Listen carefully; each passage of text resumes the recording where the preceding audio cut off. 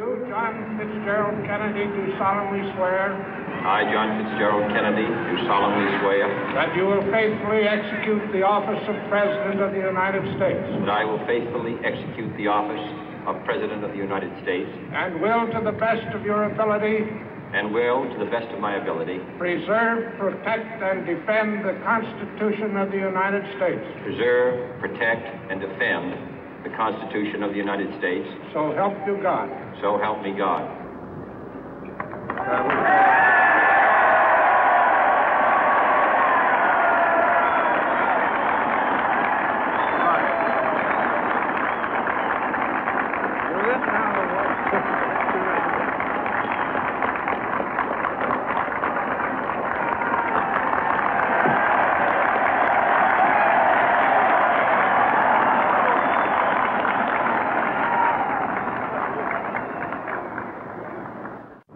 Vice President Johnson, Mr. Speaker, Mr. Chief Justice, President Eisenhower, Vice President Nixon, President Truman, Reverend clergy, fellow citizens.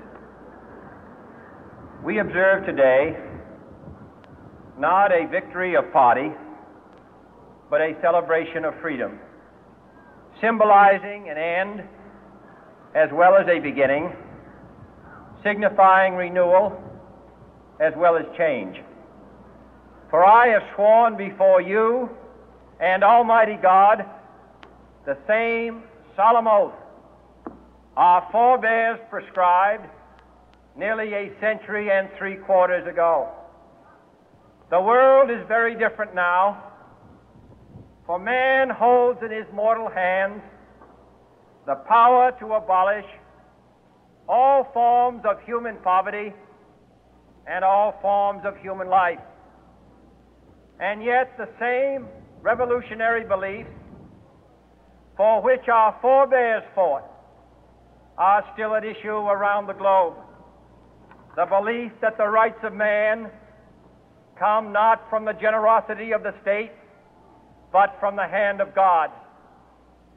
We dare not forget today that we are the heirs of that first revolution.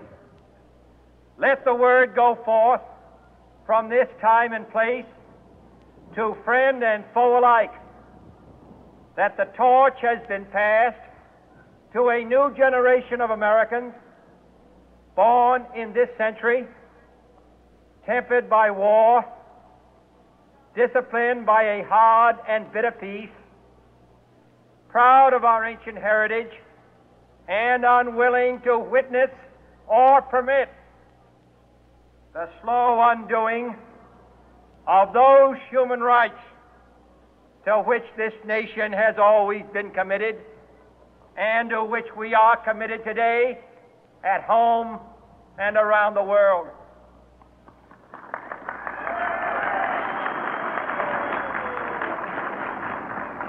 Let every nation know, whether it wishes us well or ill, that we shall pay any price, bear any burden, meet any hardship, support any friend, oppose any foe to assure the survival and the success of liberty.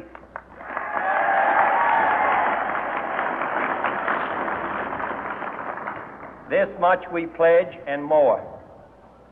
To those old allies whose cultural and spiritual origins we share, we pledge the loyalty of faithful friends.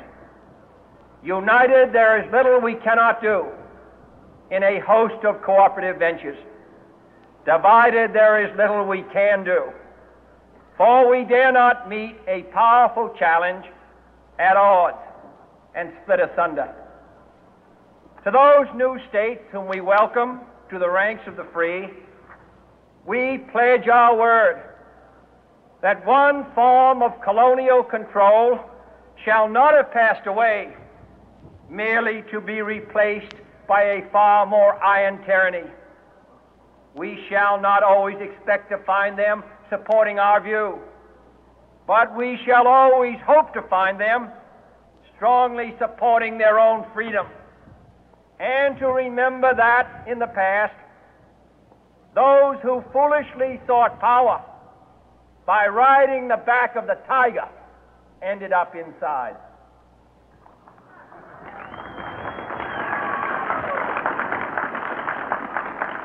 To those people in the huts and villages of half the globe struggling to break the bonds of mass misery, we pledge our best efforts to help them help themselves for whatever period is required, not because the communists may be doing it, not because we seek their votes, but because it is right.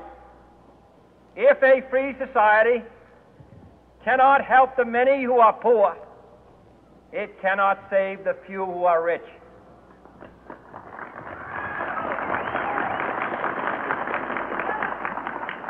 To our sister republics south of our border, we offer a special pledge to convert our good words into good deeds, in a new alliance for progress, to assist free men and free governments in casting off the chains of poverty. But this peaceful revolution of hope cannot become the prey of hostile powers. Let all our neighbors know that we shall join with them to oppose aggression or subversion anywhere in the Americas. And let every other power know that this hemisphere intends to remain the master of its own house.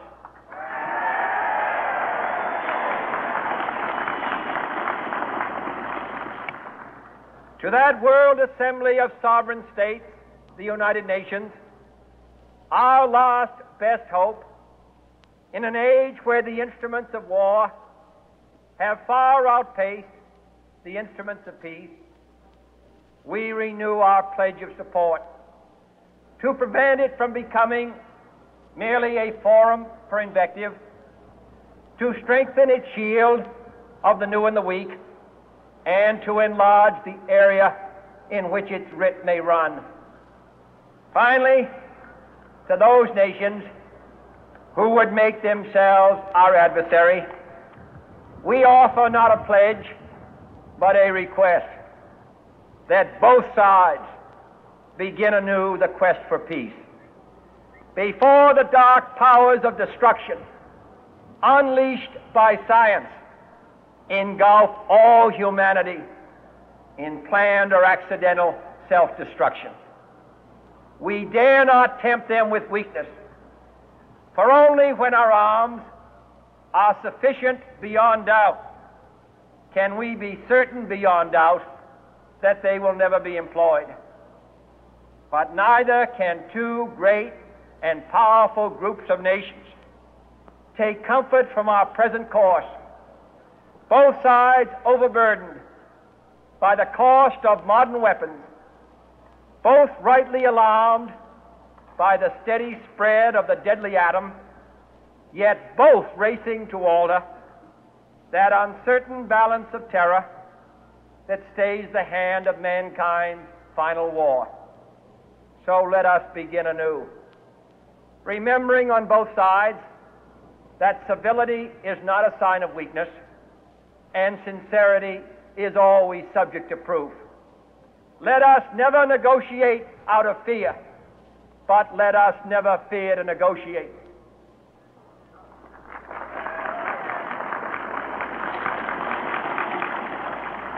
Let both sides explore what problems unite us, instead of belaboring those problems which divide us.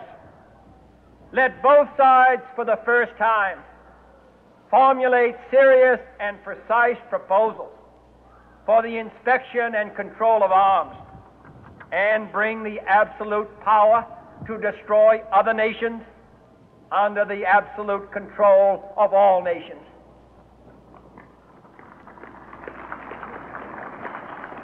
Let both sides seek to invoke the wonders of science instead of its terrors.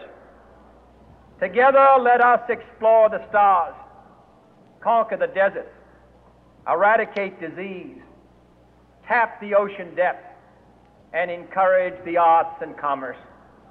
Let both sides unite to heed in all corners of the earth the command of Isaiah to undo the heavy burden and let the oppressed go free. And if a beachhead of cooperation may push back the jungle of suspicion, let both sides join in creating a new endeavor, not a new balance of power, but a new world of law, where the strong are just and the weak secure and the peace preserved. All this will not be finished in the first 100 days, nor will it be finished in the first 1,000 days, nor in the life of this administration, nor even perhaps in our lifetime on this planet. But let us begin.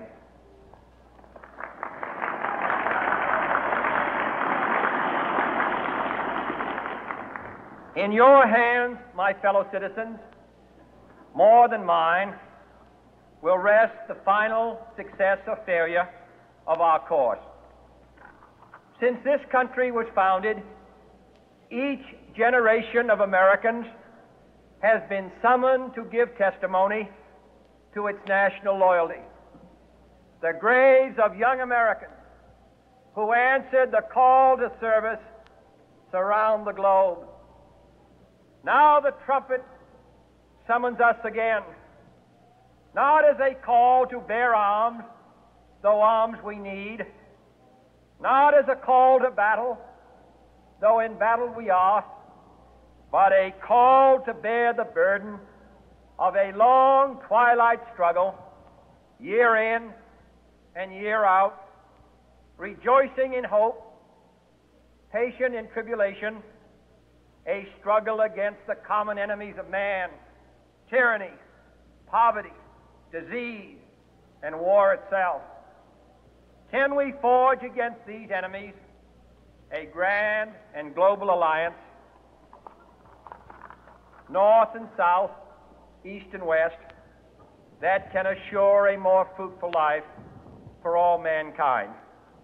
Will you join in that historic effort?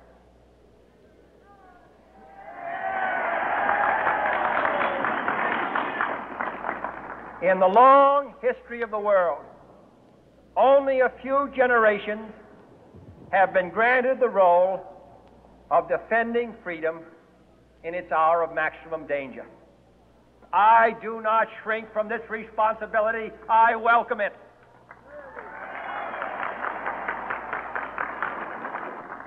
I do not believe that any of us would exchange places with any other people or any other generation. The energy, the faith, the devotion which we bring to this endeavor will light our country and all who serve it. And the glow from that fire can truly light the world. And so, my fellow Americans, ask not what your